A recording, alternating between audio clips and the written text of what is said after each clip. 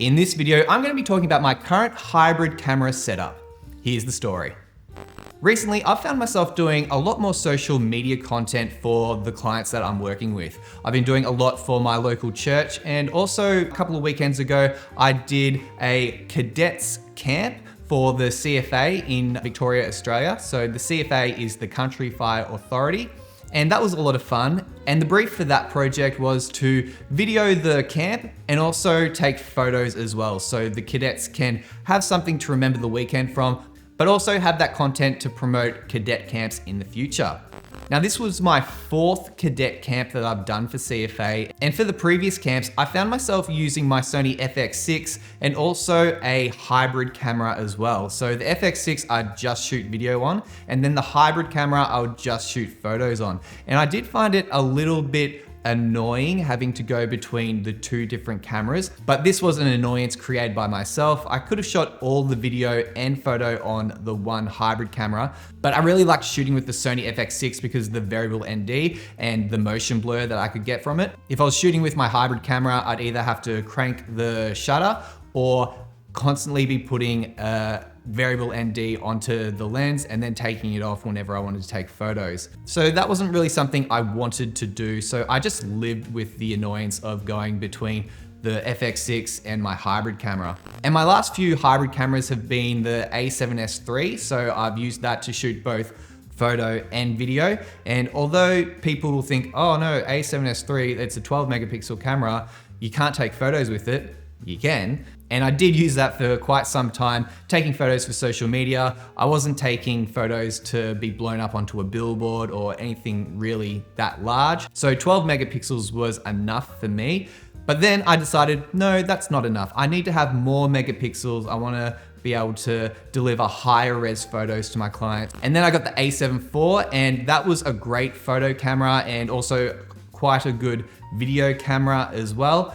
But then the A7RV came out and I decided that's the camera I need to have. 61 megapixels, which I completely do not need. But then I also like the 4-axis LCD screen. That's really helpful. And it was also a shiny new toy that at the time I really wanted to try out. So I sold my A7 IV and got the A7R5. And I've really enjoyed using this as a hybrid camera, but there's one really big annoyance for my workflow when shooting with this camera. And for the photos, it's great, but the majority of stuff that I shoot is in 4K 50p. And unfortunately, on this full frame camera, when you shoot in 4K 50p, you get an APS-C crop.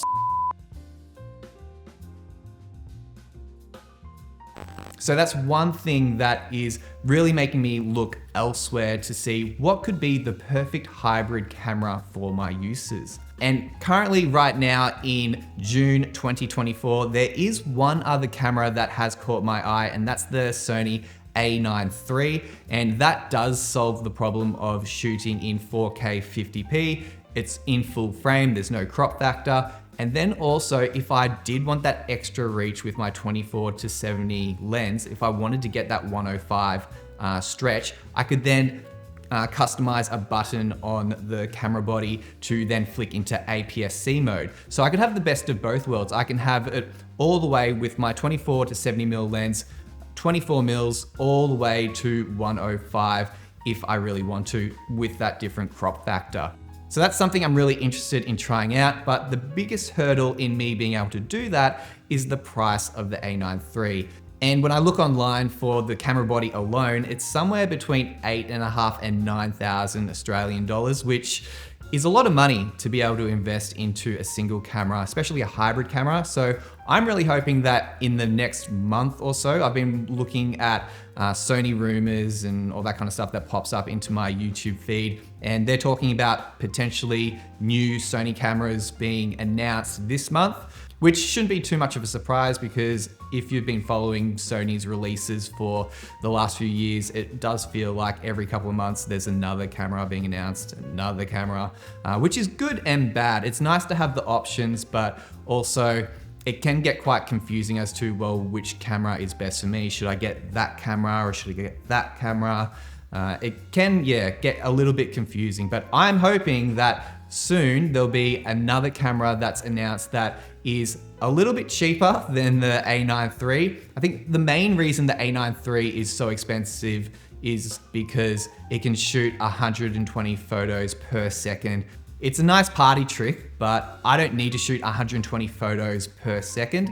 So hopefully in the next month or so, there could be a new camera announced, which would be the perfect solution for my hybrid camera needs. But let me know in the comments, are you a hybrid shooter? And if so, what are the most important things that you look for in a hybrid camera? I'd love to hear your thoughts. Thanks for watching.